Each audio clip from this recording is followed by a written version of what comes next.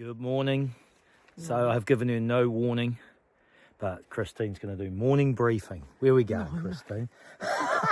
Careys Hut. It's 28 kilometers. Elevation's not bad at all. Lots of creek crossing, I think. That's about it. Yeah, it should be. Well, it's a similar elevation to yesterday, over twice the distance, and we didn't notice it yesterday. Yeah. So I don't think a bit of bushwalking again, which would be nice, but then I think we go into some openings. And just looking at the hut behind us, we were talking about it yesterday, and we've got the warden's hut.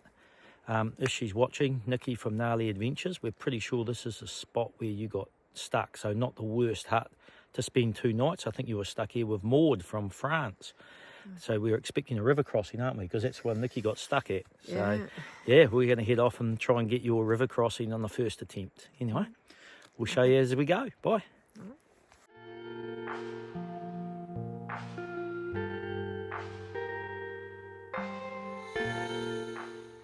So, very misty morning, but sort of beautiful in its own way. And that mist will burn off soon.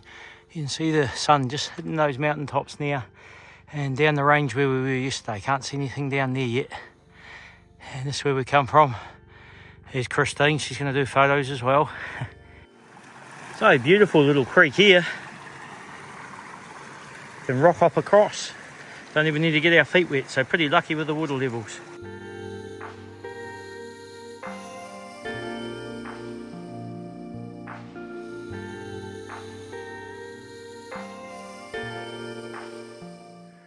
So when you're walking these trails, we get very good at trying to identify the little orange markers.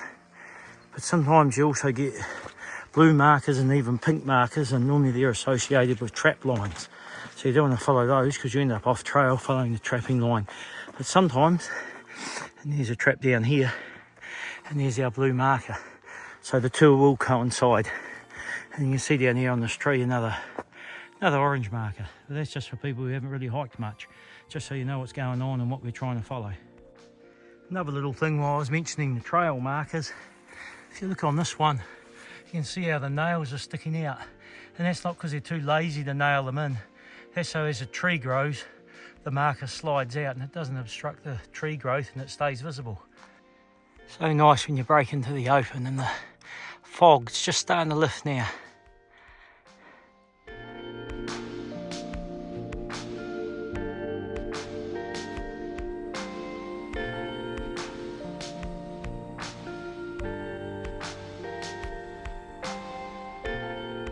So there's a beautiful mountain lake, or sometimes we call them tarns. We're getting pretty close to the hut now. Actually on a bit of a working cattle farm now. There's a lot of cow manure and that around the place. So I'm being extra cautious because, as I mentioned when I did 2 thumbs, I swear it was horse poo in the waterways that made me sick when I came out to Tekapa and through to Twizel. So on this stretch, because I know we're going through several stations, I'll be filtering all my water, but also as a second line of defence, I've got some water purification tablets as well, and it might make it taste a bit earthy, but I'm going to throw them in because we've got a few stations to go until we get down to the Longwood Forest now. Well, I guess that's comforting for an area where the track's not that clear. I guess we know we're on the track. I can see some poles over here. You just got to sort of find your marker poles and work your way to them through the tussock as best you can here.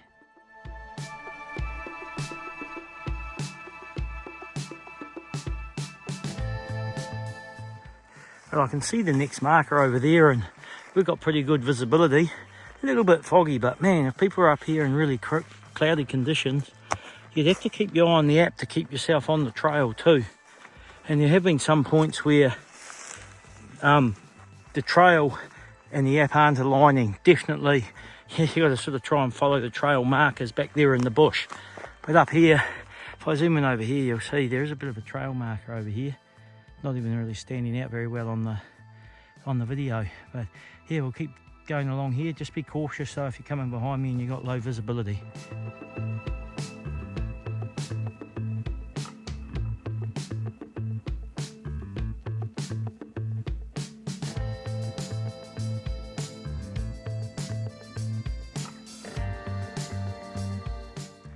So this is Typo Hut. We're going to go past Typo, past boundary to get to our destination today. So we're going to do 3 huts. Bit of a cattle down here. If I zoom in, if you'll see the cow down there on the riverbed in the fog.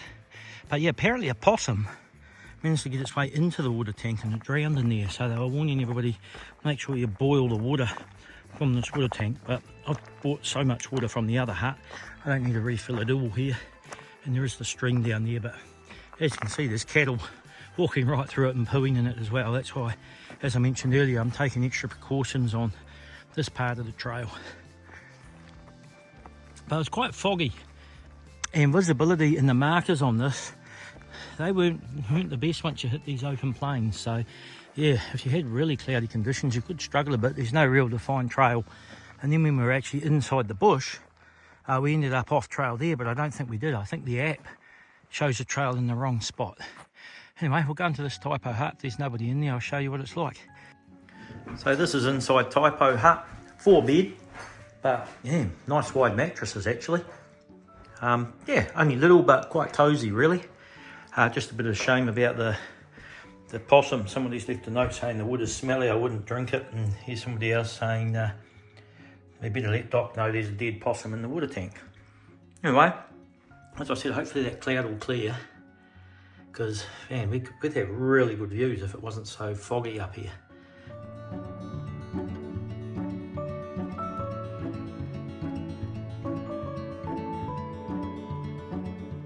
Christine getting some water from the river, and we've got a swing bridge.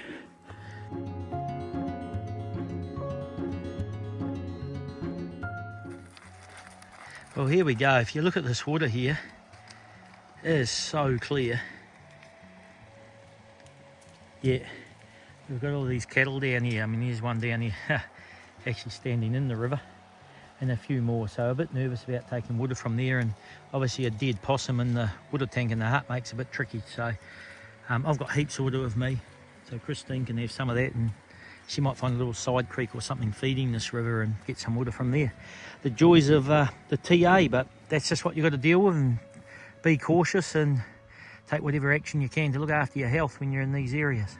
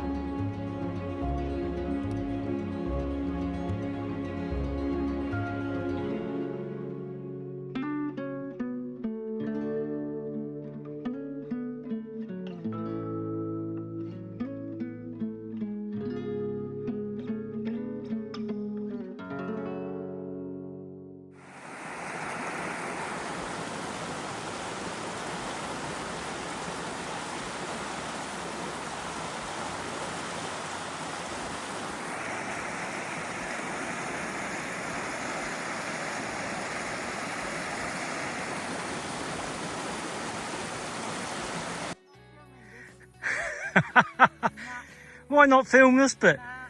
Get away. How are you going to do this, Christine?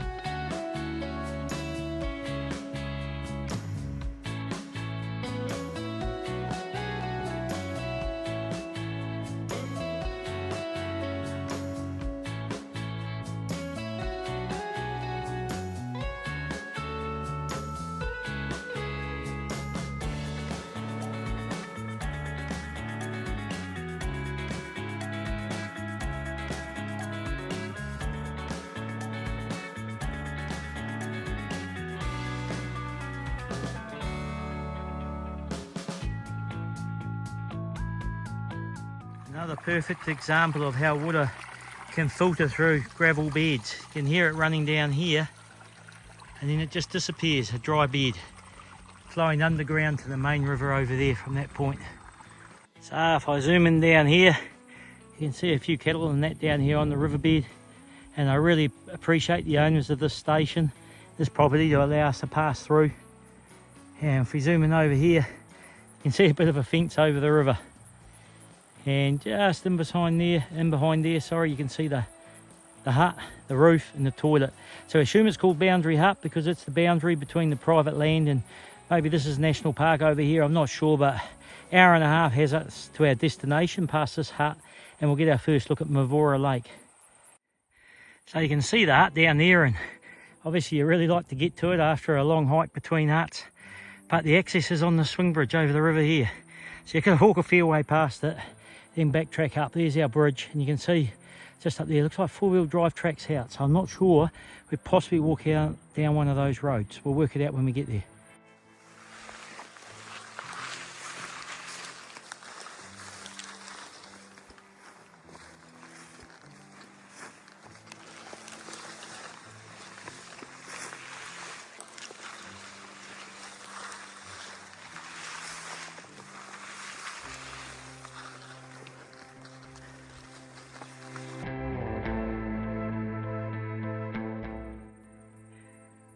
There's our hut there, and it's surprising the number of head of cattle per square kilometre is pretty low here. That water is just so clear,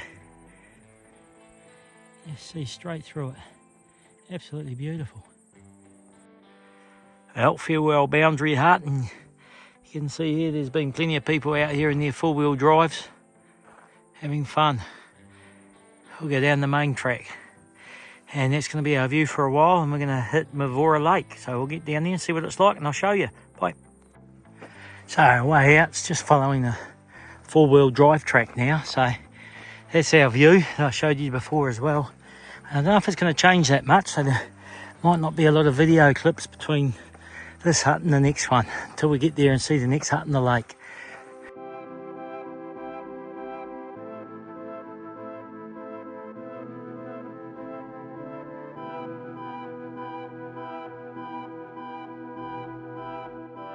So there we can just see the headwaters of Lake Mavora now, and we'll pretty much spend most of tomorrow morning and some of the afternoon walking beside that lake. It's a very, very long lake, not very wide, but very, very long.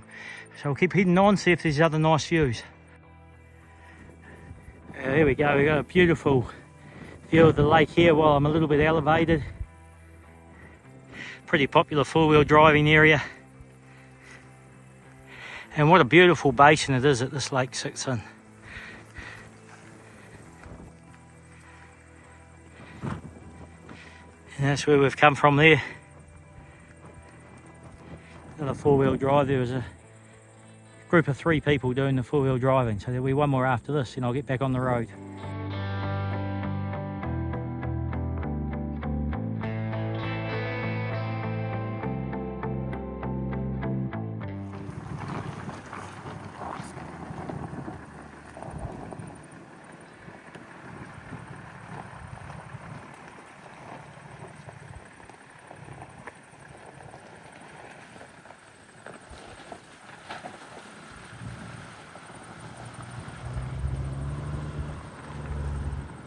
Alright, so this is Careys Hut. In the past it looked pretty flash. There's even a shower in there, but that's disconnected now. I can see a wetback system, so they may have even had hot water for a shower in the past. Little area here for washing up. And it's, I actually quite like this hut. It's got a bit of character in it. There's the wetback on the left hand side. You've got the old stove cooker there that you do with fire. And then a natural fireplace down here as well. Really like a natural fireplace. If it was really cold, it'd be so cool sitting there with an open fire. And you can see we're hanging stuff up because there are reports of mice running around this one. Well, just summing up for the day today. So left Greenstone Hut bang on 7 o'clock. We knew we had a long one today. It was about 28.5k. And yeah, we went from Greenstone Hut over to Typo Hut was the first one, and that was a nice section of walk, some really nice beech forest and that on that section. Then we did Typo over to Boundary Hut. That section wasn't so nice. There were some nice views as we went along, but it was really exposed. Track wasn't that well marked in some sections. But once we got to Boundary and we came over to here to Careys Hut, we got a little bit of elevation and you can see the view, and the Mavora Lake, or the North Mavora Lake, came into view today. So that was a really nice day. So it was quite a long one. Tomorrow, depending what we do, we can go to a campsite and it'll make it a 30k day the day after. Otherwise, we can go to another hut.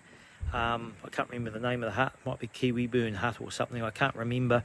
But you either have to backtrack to the road, or the trail apparently is really bad. The grass is really high. You can't see any of the markers. You'd have to bush bash along, try and find yourself a fisherman's trail or something across the river to get to the road. By the time you do that, you might be better off backtracking the 3k just to find the road in the first place. But we'll see what happens tomorrow and how windy it is when we get to an area where we know we can camp. There's a swing bridge there and a toilet on the other side, and we can get easy access to the road.